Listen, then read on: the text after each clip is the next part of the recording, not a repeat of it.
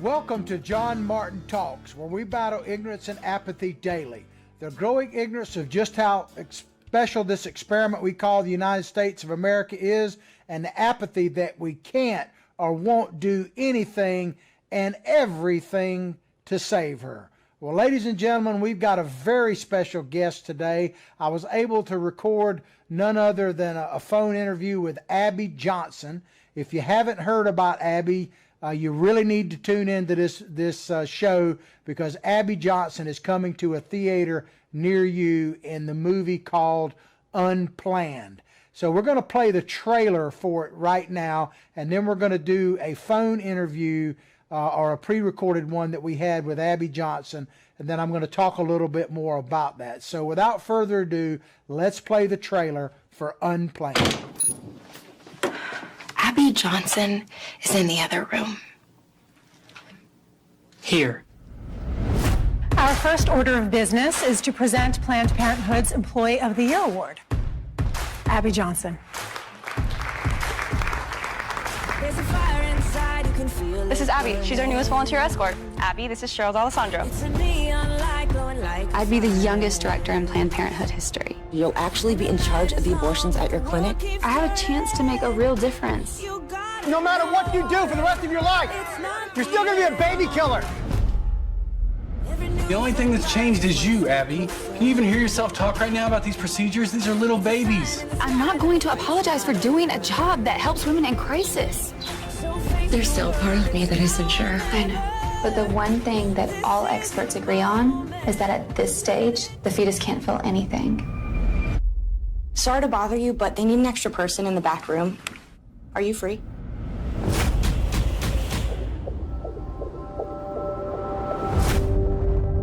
I saw it. It was like it was twisting and fighting for its life. We commend the souls of these hundreds of children. And Lord, we pray to end abortion. I really appreciate what you've done for us. I'll never forget it. 22,000 abortions. How do I even comprehend that? Rough day at the office? You can say that. You're making a mess. It's your dad and me. You were our baby from the moment of conception. We are paying you to be a perfect instrument of corporate policy. We are an abortion provider. I can't be part of this anymore. Everything that they've told us is a lie. Don't underestimate the repercussions of this. You gotta be careful. Rhonda, please don't do this! Rhonda! Let me tell you what's gonna happen if you walk through that door. Congratulations. You've made an enemy of one of the most powerful organizations on the planet. Wow, every time I see that trailer, and I've seen it a few times now, it still moves me and shakes me. I can't wait for the movie to come out. So without further ado, I bring you one of the most courageous people I have ever had the pleasure of interviewing, Ms. Abby Johnson. Well, ladies and gentlemen, I have a very special guest on the line today. It is none other than Abby Johnson. She's got a brand new movie coming out called Unplanned. Many of our viewers, I know, will have heard of Ms. Johnson, but if you haven't, you owe it to yourself to listen to this woman's story. It is a remarkable story. It is one that is definitely needed, especially now more than ever. And so without further ado, welcome to the show, Abby. Thank you so much for having me on. Well, you are the author of a book called Unplanned, which, if I understand right, is now going to be turned into a new movie of the same title. Is that correct? That's correct. It's coming out March 29th. Well, I noticed the dates on it, March 29th, and I saw where I listened to an interview you were doing on another network where you talked about that the people behind this movie are the same people that were basically behind the hit movie God's Not Dead. Is that correct? That's correct. Yeah, they were the writers and directors of God's Not Dead. So I heard you were a bit surprised when they first contacted you, and then I'm assuming you're probably overjoyed with with the outcome of it, because they're certainly professionals. And this is going to be a widescreen release and a pretty big budget movie and big budget advertising as well, is it? Yeah, that's correct. We had about $6 million to film, which for faith-based films is a pretty big. It's a very significant budget. And then about $7.5 million for marketing. So we're in the process of getting it out, marketing-wise across the country, and making sure that we have a really successful opening weekend. Well, I got to tell you, as I said, I've heard some interviews with you, and I saw the trailer, at least one of the trailers for the movie, and I would recommend people actually search that trailer out, because I have to tell you, Abby, it stirred me emotionally, just the trailer itself. So I can only imagine what the movie is going to do. I'm excited to see it and look forward to it. One thing that I saw online was a bit controversial, was the fact that, and a bit surprising to me, quite frankly, that this movie is going to be rated R. Is that correct? Yeah, that's right. That was a bit unexpected for us as well. Definitely, we feel like sort of a politically motivated move from the NPAA. Trying to hide really what abortion is, and the irony is certainly not lost on any of us that a 15-year-old girl has to have permission to go see a movie about abortion from her parents, but can go have an abortion without her parents knowing.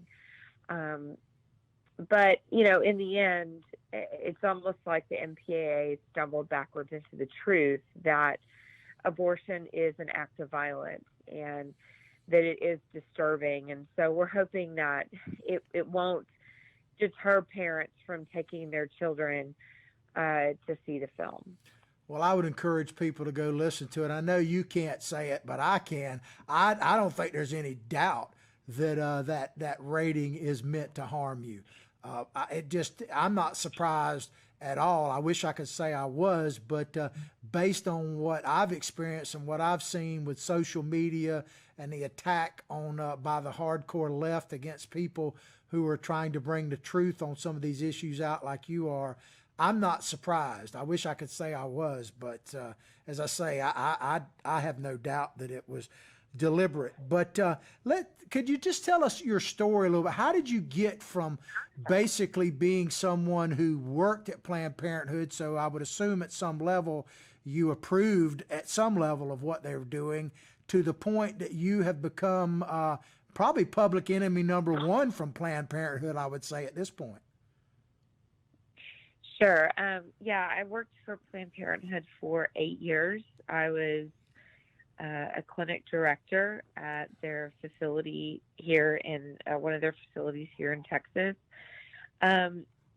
I left after witnessing a live ultrasound guided abortion procedure where I was able to see a 13-week-old baby fight and struggle for his life against the abortion instruments. And I knew then that there was humanity in the womb, and that there was life in the womb, and what we had been doing was wrong. It was unjust, and so I decided to leave Planned Parenthood. And when I did, Planned Parenthood decided to take me to court to try to get a permanent gag order against me so that I wouldn't be able to share and tell my story. And when they did that, my story got picked up by the Associated Press, and that really is what prompted me to then begin sharing my story publicly.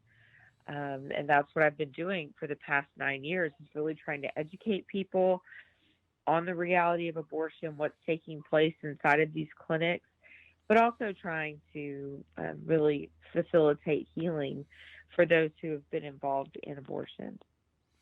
Well, you've certainly done an excellent job of that. And you first came onto my radar screen when I started hearing you talk about the March for Life that is in Washington. You know, I'm familiar with I've never attended it, but I'm familiar with it. But I'll tell you a brief, quick story about myself. My wife and I attended President Trump's inauguration, and we had fully intended on spending the next day sightseeing, but we ran smack dab into the middle of the quote women's march. And my wife, who is actually of mixed race, was wearing a Trump toboggan hat, and she was called everything but a child of God. And we literally were run off the streets of Washington, D.C. So tell us about your experience and your role in the March for Life, because I know you were playing a role, and I know it's already passed, but could you tell us a little bit about that and maybe some of the things that you've experienced while you're actually marching for life? Yeah, I attend the March for Life every year. I have since I left Planned Parenthood. It's always a really great experience, a really uplifting experience. I mean, this is hard work, what we do every day, fighting for life and fighting for truth. And so it's always great to be there. I was actually at Trump's inauguration as well, and was in D.C. for the Women's March, and it was really shameful, the things that I saw there taking place and inside of that Women's March. And you can contrast that with what happens at the March for Life. I mean, there's so much joy there and so much hope, and it's just really filled with the Holy Spirit. And there's just really no contrast. I mean, life gives us joy, and death gives us anger and sorrow and pain. And it was really, it's just always a really great experience. Yeah, I need to make a commitment to come to the March for Life because I was at, like you say, the Women's March, and the best way I could describe it is it was absolutely vile. There was no joy there whatsoever. Yeah. No. I know we only got a few minutes left, but I wanted to ask you a little bit about some of these latest controversies, like, for instance, the Virginia governor, who should have been controversial talking about making a baby comfortable, but it only controversial seems to be blackface. And then, of course, what happened actually signing a bill in New York with Governor Cuomo, and you'd have thought it was a partying like it was 1999. The joy in which they signed that bill, it flabbergasts me, the callousness of the governor of Virginia and the sheer joy that looked like Governor Cuomo had in signing that actual bill. Could you speak to that just a little bit? Yeah, I mean, I feel like that this move that some of these states have made, and some of these various state legislators have made, they've really gone too far, even for their own Democratic pro-choice constituency. And if anything positive has come from this, it has really shown just the depravity that sits within that party and within the hearts of these people. The recent Marist poll that came out showed that 1 month ago, 20% of Democrats identified as being pro-life. Now, in just 1 month, 34% identify as being pro-life. We see now more and more people. We've seen I think about a 17-point increase in those identifying as pro-life across the country. And so, I think that, the Bible talks about how everything will be brought to light. And I think that what's being done by these legislators is actually bringing some things to light, and it's certainly gotten a lot of media attention. It's disgusting. It's vile what they're doing. But I do think it shows that just how out of touch they are with science, with, scientific reality. And it shows how out of touch they are even with their own supporters. Well, I really appreciate that. I feel the same way. I want to close kind of with this because I know your time is precious, and once again I really appreciate you being on. I want to kind of give you a little description of my personal evolution on this particular issue, and you've actually, and I mean this with all sincerity, played a role in it. Because I, kind of growing up as some in the 60s and 70s, my first thought about abortion was I really wasn't too concerned about it one way or another. I didn't really think about it. Didn't seem like it had much impact on me. And then I kind of morphed into, well, it's really not my business. It's really the parties involved in it, and then I kind of fell into that trap of safe, legal, and rare. And then when this latest stuff starts coming out, and this has been over a course of years, but certainly this latest stuff, like making the baby comfortable, and I've done some shows on it, I got to a point to where, how can anyone defend this? I just don't understand it. And now, after listening to people like you, and I can't wait to see your movie, I've kind of got to the point to where I feel like I have to do something about it.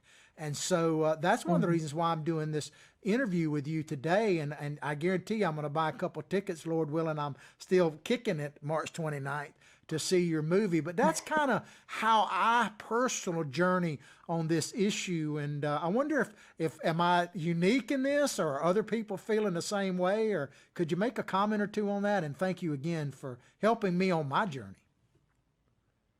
Yeah, I think that's how a lot of people are feeling. Well, we're seeing this happening. What can we do now? And that really is the question that people need to be asking themselves: is what can we do? And there's so many opportunities to get involved in the pro-life movement.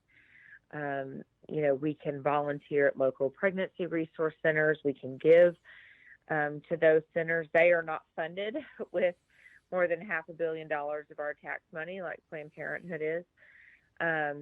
We can certainly get involved with legislative efforts. They're important, but, our end goal can't just simply be to make abortion illegal. It must be to make abortion unthinkable. And that's going to take truly conversion of heart. And so, going and praying outside your local abortion facility is important. It's uncomfortable. It feels weird, but it's necessary. I mean, anywhere where the hope of Christ is not, we should be bringing that. We should be bringing that hope of Christ, that love of Christ. And so, there are ways for all of us to get involved and to do something. And I hope that, if anything, all of this that's been taking place in the media has really motivated people to get involved. Well, I really appreciate it. And, one of the things I tell my listeners all the time is that not everybody can be a fighter, but everybody can be a supporter. And you, Abby, are certainly a fighter and a person with great courage. And I really appreciate it. So could you specifically tell people how they can support you? Obviously, they need to buy a ticket and go to the movie, which I strongly encourage people to do. But could you give us your basic information of how they can contact you and how they can support you, your courage directly? Sure. So for information about the film, they can go to unplannedfilm.com. There's, the trailer is there. It's very, very easy for you to just copy and paste that trailer into your social media. You don't have to make a big commentary about it, but just to, show that witness that you are pro-life and that you are supporting the film is huge. Also, for more information about me and the ministry that I run, they can go to abbyjohnson.org. Well, thank you so much, Abby, and we'll make sure that we post all of that on our various sites as well. Any last minute comments you'd like to make? I know your time is precious. Oh, well, I just want to just want people to be encouraged, and just want them to know that, you know, they really can make a difference, and just to prayerfully find your niche in this movement, and that this movement really does bring great joy to your life. Well, thank you. You have definitely added to my life, and I really appreciate it. I mean that with all sincerity. This old salty dog still learning a few things, but I really appreciate you being on the show and wish you nothing but the best, and I can't wait to see your movie when it comes out March 29th. Thank you so much. There you have it, ladies and gentlemen, the one and only Abby Johnson. I mean, what a courageous woman she is. Her story is incredible. She's got a book out, of course, you can read, Unplanned, and the movie coming out the 28th, I believe it is. And we're going to talk a little bit more here about some of the issues surrounding this movie, how the timing could not be better. I mean, I don't imagine they planned it this way, but if they had, I would think it's a God thing, because this nation is hungry for this movie, and they really need to watch it, and you really need to share it with as many people as you can, just like you're liking and sharing John Martin Talks. Go right to our Facebook. If we're being censored, you're being censored. The best way to get all of our family of shows and help others to see what we're doing here is to go to John Martin Talks Facebook page. If you haven't liked it, like it, and then 10 people invite 10 others, and we will get this much needed word out. But I want to play another video. There's been a couple of things that have happened in the last month or so since this movie was put into production. And I talked a little bit about it with Abby in the video, but I want to play, or in the interview, I want to play a couple of videos and talk about it. The first one is a Virginia legislature. You may remember this, where you had a woman member of the Virginia Senate going before a Senate committee in the state of Virginia and pushing a bill, and she was questioned by the chair of that committee. Can we play that video? So how late in the third trimester would you be able to do that? You know, it's very unfortunate that our physicians, witnesses, were not able to attend today to speak specifically. No, I'm talking about your bill. How late in the third trimester could a physician perform an abortion if he indicated it would impair the mental health of the woman? Or physical health. Okay. Okay. I'm talking about the mental health. So, I mean, through the third trimester. The third trimester goes all the way up to 40 weeks. Okay. But to the end of the third trimester. Yep. I don't think we have a limit in the bill. So,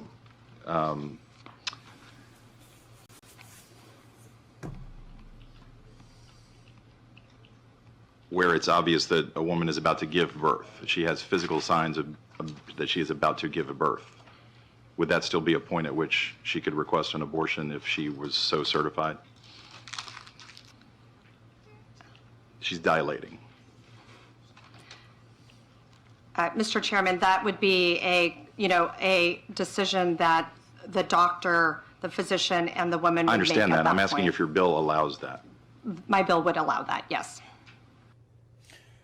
I mean, ladies and gentlemen, wow. All I can say really about that is wow. I mean, did you ever think that we would get to the point in this great nation where we would be debating about whether we could kill an infant that was literally about to be born, to the point that the woman was dilating? I mean, it just, as I said in my interview with Abby, I've kind of evolved on this issue, and the left has pushed me personally, and I've talked to quite a few people, including quite a few men and women for that matter, that feel like the same way I do, that they've been pushed to the point that they have to speak out. So that is one of the reasons why I wanted to interview Abby. I'm so grateful that she had the time, and certainly can't wait till her movie is coming out. Now, it wasn't enough for this legislator. It failed. Let's give the good news first.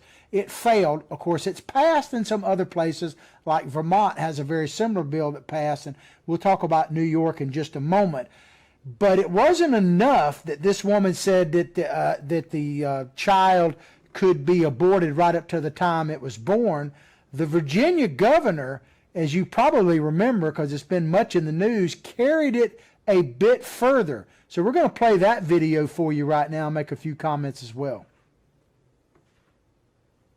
No exception. There was a very contentious committee hearing yesterday when Fairfax County Delegate Kathy Tran made her case for lifting restrictions on third trimester abortions as well as other restrictions now in place. And she was pressed by a Republican delegate about whether her bill would permit an abortion even as a woman is essentially dilating, ready to give birth. And she answered that it would permit an abortion at that stage of labor. Do you support her measure and explain her answer? Yeah, and I wasn't there, Julie, and I certainly can't speak for Delegate Tran, but I would tell you, first thing I would say, this is why decisions such as this should be made by providers, physicians, and the mothers and fathers that are involved. There are, when we talk about third trimester abortions, these are done with the consent of obviously the mother, with the consent of the physicians, more than one physician, by the way.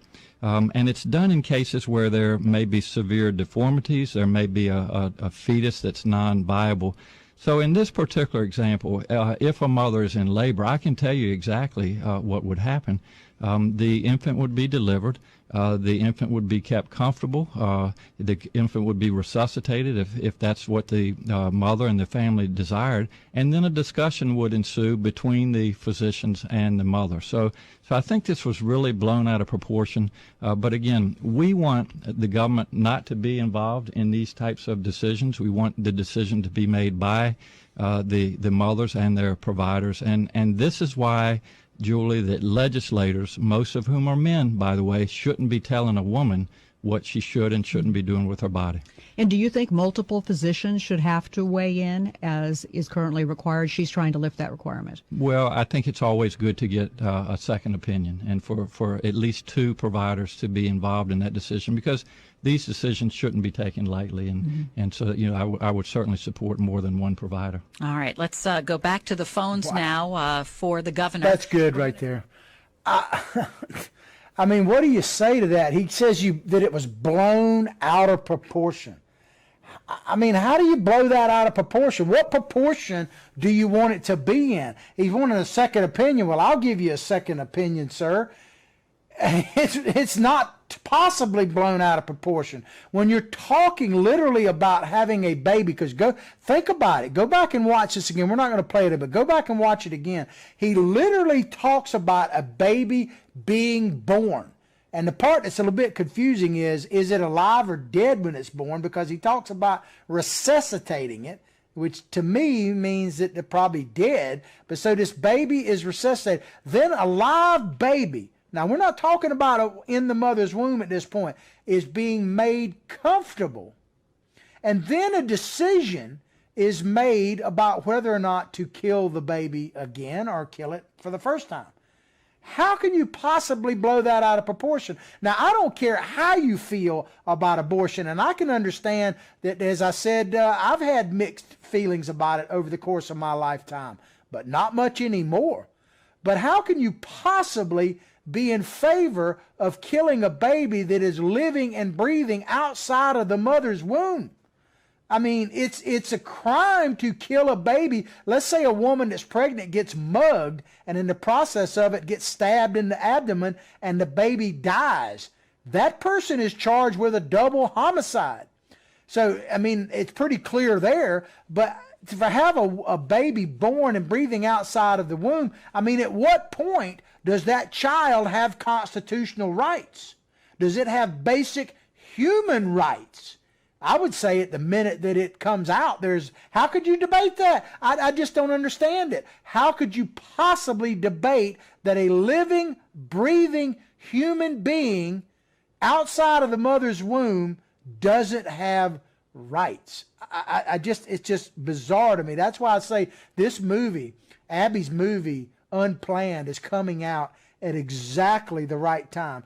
Now, I want to show one more kind of picture along this same topic, and that is a picture of Governor Cuomo signing a very similar bill that actually expanded abortion all throughout New York. And I don't know if we can put, there's the one I really want right there. Look at the smile on these people's faces. Now understand what Cuomo is doing with this bill is expanding abortion right up through the third trimester, or as Rush Limbaugh kind of says, now the fourth trimester. I want to give him credit for that. Literally up to the point that the governor of Virginia is talking about. Now, to me, this is what really baffles me about this whole issue, beyond the fact that I think it's undebatable about the rights of a child that's living and breathing. But to me, and I've said this before, but if I say it, it certainly bears repeating. I've had personal experience. I only share it partly because I don't want to involve others. But I worked as a drug abuse, substance abuse counselor for 15 years. And in the course of that, I had clients, both directly and indirectly through groups, that had been through abortions, multiple ones of them. And I can tell you that without exception, now I'm not saying there aren't exceptions, but without exception, every one of these women were saddened by it. I'm not saying they all regretted it. That's not what I'm saying. Some did, some didn't. But none of them were overjoyed about the prospect of having and have had an abortion. They were all saddened by it. Look at the people in this picture, including the women. I don't know if they've had abortions or not. It really is not relevant to it. But how can you be that happy about this situation? I said when I first covered this a few months ago, when this first came out, it looked like they were running down the street celebrating Mardi Gras. I mean, it's just insane, the glee with which the left now is bringing to this issue. As I say, thank God for Abby Johnson and others like her that are bringing this out. And since I interviewed Abby, there's been a few other developments. One is that there's a series of bills in front of various legislatures called the Heartbeat Bill. Now, this goes a little bit, if you're an abortion rights activist, you would say this is extreme. And if you've come into that category, I can understand why you would say it, because it basically, now there's variations in the bill, but as I understand it, these heartbeat bills basically say that once an infant's heart is beating, you can't have an abortion without the health of the mother and that type of thing, which I've always understood that aspect. I think most people would agree if the health of the mother is at risk, that's a whole nother ball game there. But as I understand it, the general, and it varies from infant to infant or fetus or however you want to call it, but basically around 6 weeks the heart is beating. So if these heartbeat bills pass, it would put severe restrictions on abortions beyond 6 weeks. Now, whether or not you agree with that, I don't know. I mean, I'm with the science, and to me, the science is proving more and more that life begins at conception. It really seems to. And as I say, I have really evolved on this issue, but the left has pushed me to the point that I just could not be quiet anymore. So Ohio has this bill that is on the verge of passing. It passed this very similar bill last year, but Governor John Kasich vetoed the bill, and it lost an overturn of the veto by 1 vote, as I understand it. One thing's for sure, thank God that Kasich did not defeat Donald Trump. I don't think he ever really had a chance. He's talked about coming, it's a separate issue, but he's talked about coming back and trying to primary Trump. I mean, this guy here would be a disaster for the United States of America. My own home state here of Florida has a similar bill of this heartbeat bill up before the legislature, and my understanding is it is currently stalled in committee. So if this is something you are concerned about in the state of Florida or even in any of your other home states where these bills might be coming forward, call your Senate and legislators and tell them how you feel about it. Because one thing about it, I don't think we can afford to be quiet on this issue any longer. Another topic I want to cover along this same line is that this movie that's coming out, Unplanned, it's going to be multiple released. It's being released by the same people that brought you God's Not Dead, which if you haven't seen that movie, it's really, really good.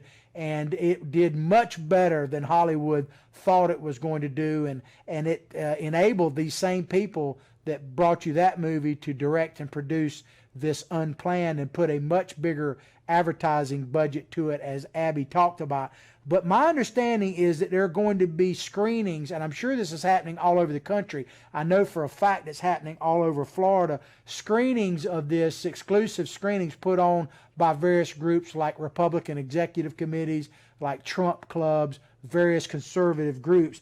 And I will tell you that there is one coming to our area, and as I say, check this out in your area. I'm sure you can find it by doing a Google search, but as I say, Google's of the devil. All of this stuff's of the devil. I don't think there's much debate about that. But just if you happen to be in our area, Tuesday, March 29th, which is a day after I believe the movie is actually for wide release, at 7:30 p.m. at Regal Butler Theater, Town Center, 14.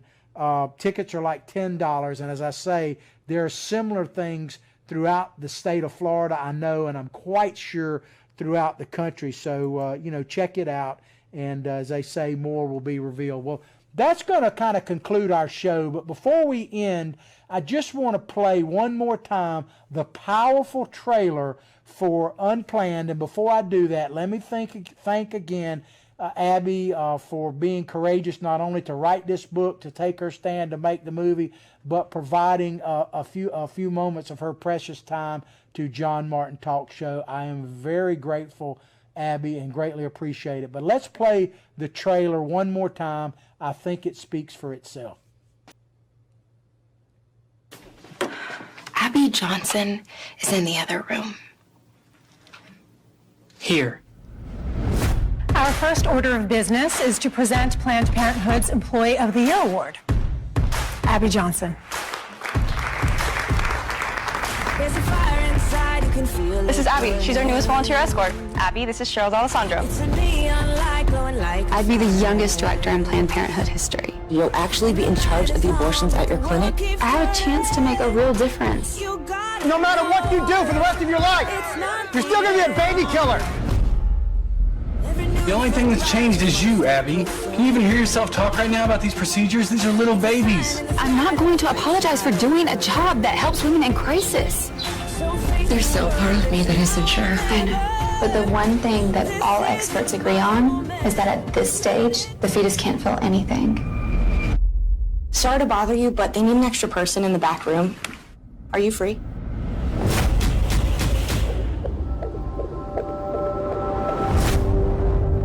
I saw it, and it was like it was twisting and fighting for its life. We commend the souls of these hundreds of children. And Lord, we pray to end abortion. I really appreciate what you've done for us. I'll not forget it. 22,000 abortions. How do I even comprehend that? Rough day at the office. You can say that. You're making a mess. It's your dad and me. You were our baby from the moment of conception. We are paying you to be a perfect instrument of corporate policy. We are an abortion provider. I can't be a part of this anymore. Everything that they told us is a lie. Don't underestimate the repercussions of this. You gotta be careful. Rhonda, please, don't do this! Rhonda! Let me tell you what's gonna happen if you walk through that door. Congratulations. You've made an enemy of one of the most powerful organizations on the planet. Have a blessed day.